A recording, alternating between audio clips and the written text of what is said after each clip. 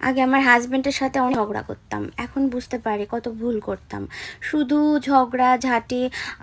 তো আমি আসলে ঝগড়া করতে বাধ্য করতো, এমন এমন কাজ করে ঝগড়া না করে থাকা যায়।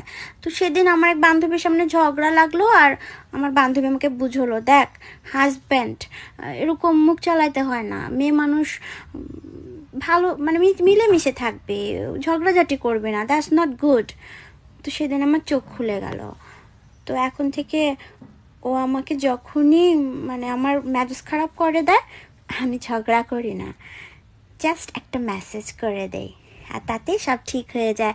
এবং আমি যা বলি ও সেটাই করে। এই মেসেজটা হচ্ছে এরকম, ফেসবুক থেকে এই যেমন একটা খবর ওকে আমি সেন্ড করলাম।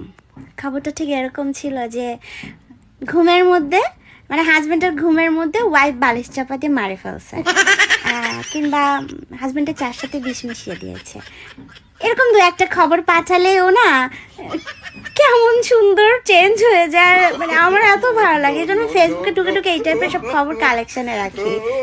এখনো ঝগড়া হয় না, আমাদের relation is very good going on.